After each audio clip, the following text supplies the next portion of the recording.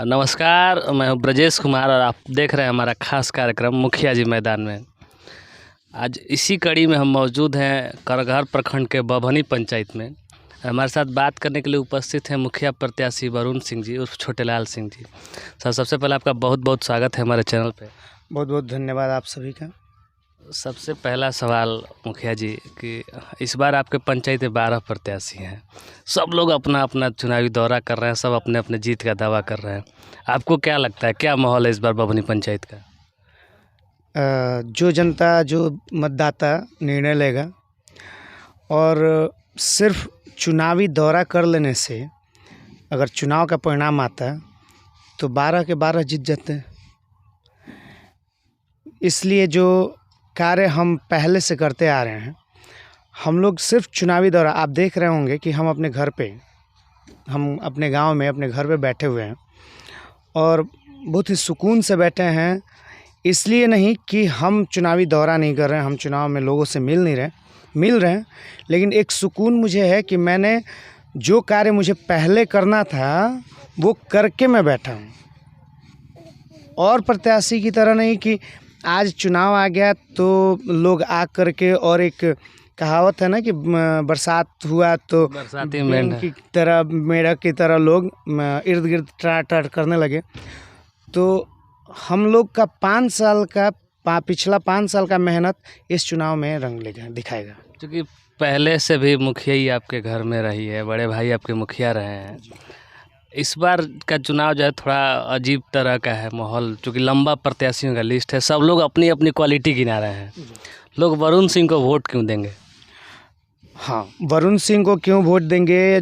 5 साल जो हमारे बड़े भाई साहब स्वर्गीय प्रदीप कुमार सिंह उर्फ मंटू मुखिया ने जो 5 साल में काम किया है और जिस विकास को गति दिया था उन्होंने, लोगों में एक विश्वास है कि शायद वो गति और वहीं एक विश्वास लोगों में है कि उसी को ये आगे बढ़ाएंगे। और लोगों को लग रहा है कि मंटू मुखिया का जो सपना था वो पूरा करेंगे। और दूसरा चीज़ कि मेरा चुनाव में आना एक इत्तेफाक था। मैं चुनाव में तैयारी कर रहा हूँ और अच्छा खासा तैयारी करके आया हूँ। तैयारी क्या बोल सकते हैं कि इस चुनाव का मेरे पास 3 ही मुद्दा है: शिक्षा, स्वास्थ्य और स्वरोजगार। हम रोजगार देने की बात नहीं कर सकते क्योंकि हम मुखिया लोग हैं, छोटा सा क्षेत्र होता है। छोटा क्षेत्र है, हम कहाँ उतना रोजगार करा पाएंगे। स्वरोजगार कि आपके ही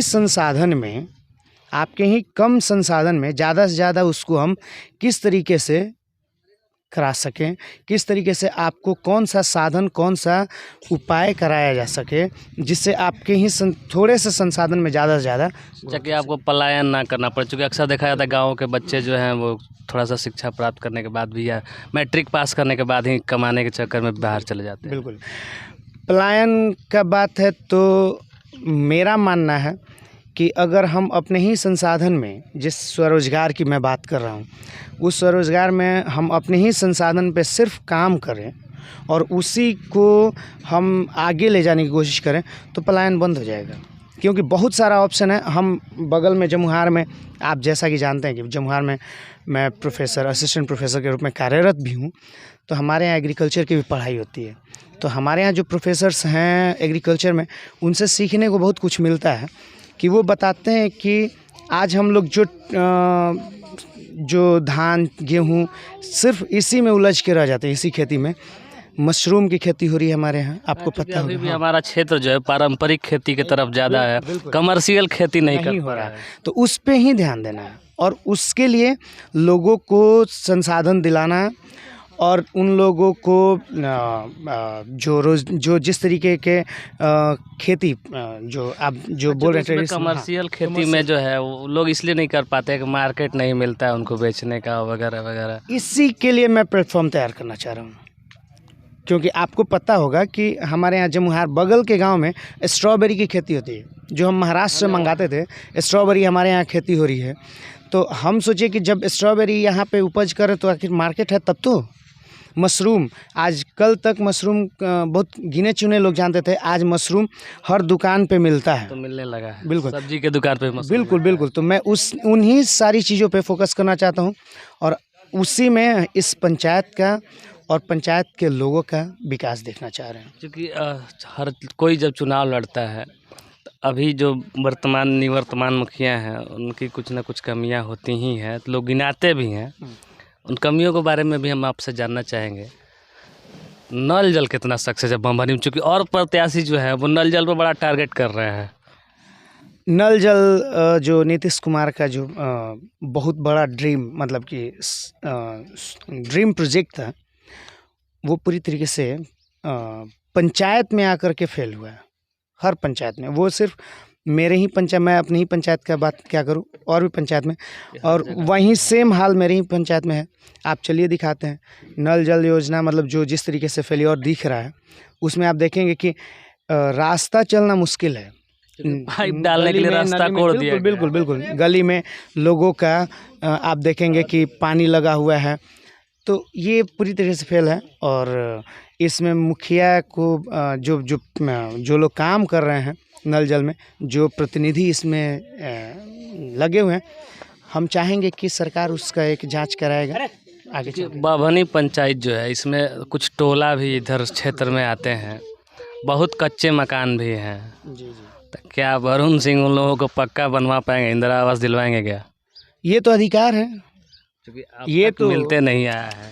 ये तो जनता का जो मतदाता है या इस पंचायत के जो निवासी हैं, उनका ये अधिकार है। ये वरुण सिंह क्यों दिलवाएंगे? वरुण सिंह पिछले से अभी उनके तक अधिकार मिला के- नहीं हाँ, है। हाँ, उनके अधिकार के लिए वरुण सिंह लड़ेंगे और एक आश्वासन, विश्वास है मुझे कि हम उसको पूरा करेंगे। नहीं तो ये योजनाएं हो गई, चूँकि आप असिस्टेंट प्रोफेसर है, कहिए कि मतलब एक वेल एजुकेटेड पर्सन इस पंचायत के पहले से प्रत्याशी जो वेल एजुकेटेड कहा जा सकता है।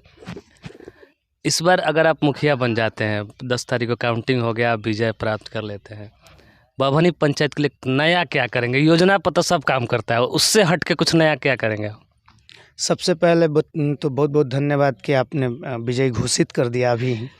उसके लिए रह गया पंचायत में विकास का, या क्या काम करेंगे, नया क्या करेंगे। तो अभी जैसे आपने बोला कि शिक्षा, आप शिक्षित हैं, तो शिक्षा पे बहुत ज़्यादा फोकस होगा। शिक्षा पे इस तरीके से फोकस होगा कि कुछ, जैसे आप देख रहे हैं कि कुछ बच्चे ऐसे भी हैं पंचायत में जो गरीब हैं, जो सिर्फ 10th-12th किसी तरीके से पास हो रहे हैं। उनके सरकारी हाई स्कूल में मिल जाता है शिक्षा मुफ्त में, इसलिए पास हो उनके पास साधन नहीं है, या उनका शायद आर्थिक स्थिति उतना मजबूत नहीं है कि वो ट्यूशन पढ़ सकें, कोचिंग कर सकें। तो इसके लिए मेरा एक प्लान कह सकते हैं, या फिर आप मेरा ये ड्रीम कह सकते हैं कि मैं कुछ शिक्षक को मैं अपने निजी व्यवहार पे मैं ले आऊँगा अपने पंचायत में, और वीक में, मतलब सप्ताह में 2 दिन, 1 दिन का एक स्पेशल क्लास हर सप्ताह में उनके लिए रखा जाएगा, जो गरीब हैं, जिनके पेरेंट्स एफर्ट नहीं कर पा रहे हैं ट्यूशन फी के लिए, खर्चा नहीं उठा पा रहे हैं, तो उनके लिए ये सारा चीज़ें कराया जाएगा मेरे तरफ से। तो ये हो गया।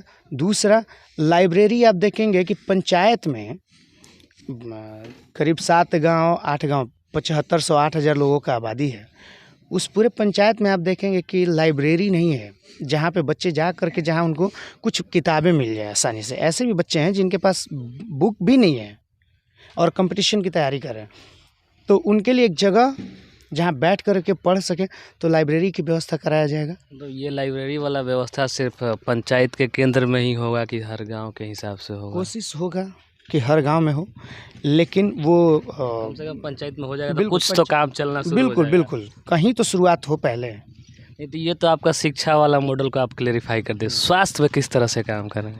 हाँ, स्वास्थ्य में आप जैसा कि जानते हैं कि मैं गोपाल नारायण सिंह यूनिवर्सिटी, जहाँ पे कि बहुत बड़ा 1195 बेड का एक हॉस्पिटल के क्षेत्र में उस विश्वविद्यालय का बड़ा मैं योगदान चाहता हूँ कि उस कॉलेज से जब जुड़े हैं, तो वहाँ से मैं साप्ताहिक या महीने में मेडिकल कैंप कराया जाए, और सिर्फ मेरे ही पंचायत में क्यों, बगल के भी पंचायत के लोगों को भी उसका लाभ मिले, जितने ज़्यादा से ज़्यादा लोगों को लाभ मिलेगा तो शायद वहीं मेरा सफलता है वहीं पे। चलिए आखिरी सवाल, चूँकि सारे विज़न और सारे चीज़ों को तो आप अपने तरह से रख दिए, आने वाले पंचायत चुनाव में अपने पंचायत की जनता के लिए क्या संदेश देना चाहेंगे? एक बहुत ही छोटा सा संदेश ये रहेगा कि आप उनको चुन कर लाइए, ऐसे प्रतिनिधि को चुन कर लाइए जो आपके लिए खड़े हो सके, आपके आगे चल सके। क्योंकि यहाँ आप पूरे भारत की बात करेंगे तो सुने होंगे कि पीछे चलने वाले लोग हैं, आगे चलने वालों को चुनिए, सच्चे को चुनिए, ईमानदार को चुनिए, जो आपके लिए हर समय बिना किसी बहाने का साथ खड़ा हो सके। ऐसे लोग को चुन करके मुखिया बनाइए। चलिए, तो वरुण सिंह जी अगर चुनाव जीत जाते हैं तो वो आपके आगे चलेंगे, पीछे रहने वाले प्रत्याशियों में से नहीं रहेंगे। आप बने रहिए हमारे साथ, फिर हम मिलेंगे अगले किसी अन्य पंचायत में।